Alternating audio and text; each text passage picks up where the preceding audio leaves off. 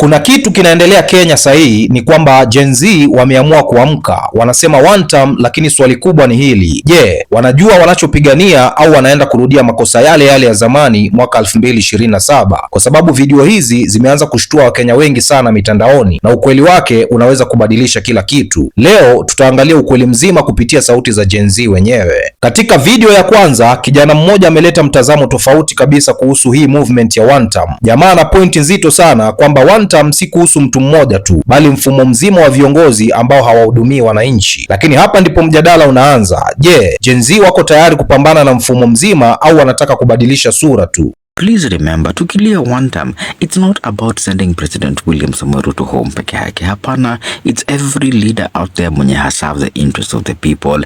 Machakos governor nyumbani, Nairobi governor nyumbani, every member of parliament mwenye alisign the finance bill 2024-25 nyumbani, Nyaribabu Church member of parliament nyumbani. The list is endless. President nyumbani, MP nyumbani, governor nyumbani, any person mwenye hakuserve peleka yeye nyumbani. Because why would you remove the president and retain this very poor one not serving you?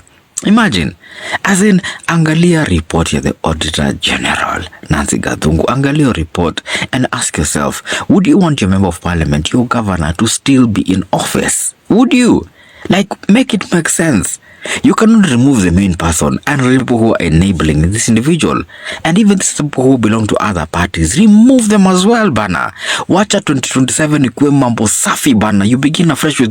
Na hapa ndipo video ya pili inaingia. Dada mmoja TikTok anasema kitu ambacho wengi hawataki kusikia, na ni ukweli mchungu ya kwamba Wakenya wengi wanapiga kura lakini hawajui katiba inasemaje. Na kama hujui sheria zako, utawezaje kuwajibisha viongozi? Je, hii ndio sababu historia inajirudia kila watu wanapopiga kura? Hamsomangi katiba. Hamsomangi katiba kabisa. Let me read for you a sentence that huwa na kariri nikiamka all the time. Public accounts.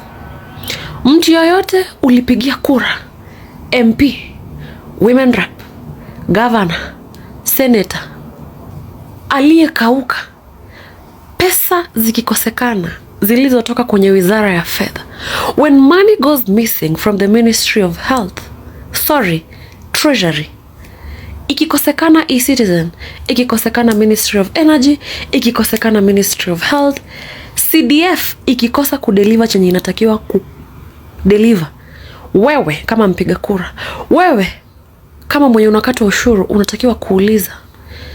Katiba yenye alisimama akashikilia akasema I will protect, he did not. Pesa inapotea huku, ni coins tunachanga kwa meza, tunamwambia chunga, tutazikujia.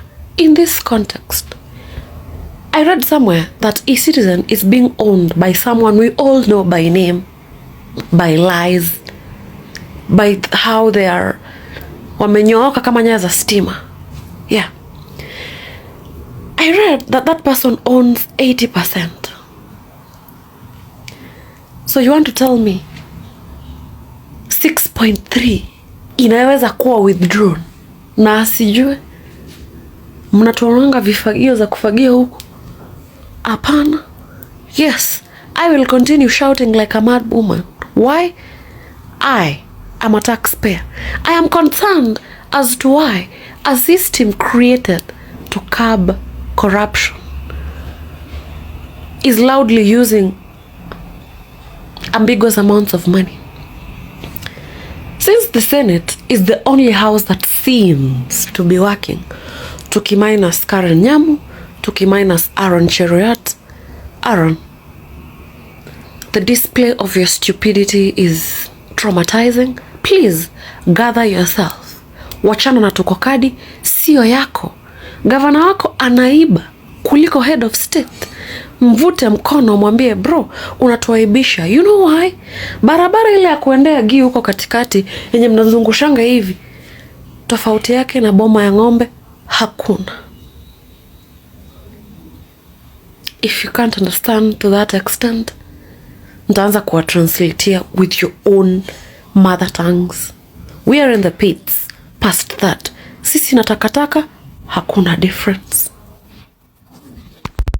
Wakati huo huo, taarifa nyingine imeanza kusambaa mitandaoni kuhusu mwenyekiti wa IEBC kujiuzulu, huku Gen Z wakijitokeza kwa wingi kujiandikisha kupiga kura. Hii imezua maswali mengi sana. Je, mfumo unaanza kutikisika au hii ni coincidence tu? Kwa sababu historia ya uchaguzi Kenya si rahisi hata kidogo. Pressure kutoka kwa Wakenya, kutoka kwa majenzi, kutoka kwa Tuko Kadi, kutoka kwa Linda Mwananchi imefanya IEBC chairperson Erastus Ethekon akaresign. Yaani ujamaa ameketi chini akaangalia akasema wacha nisingoje hii kitu ifike 2027, hii ni kifo. And I'm telling you the truth, 2027 it will not be the same again. Hakuna election itakuwa rigged, hakuna kura itaibiwa. Sasa kama wewe unataka hii kazi ya chairperson, jua tu una risk, because mimi Kenya najua hatufanye tu mistake utangaze wrong information ati wewe ni IEBC chairperson. Unaweza pewa pesa utangaze kitu unataka. Wacha nikwambie, Erastus Ethekon, walai umeokoa maisha yako umeokoa maisha yako.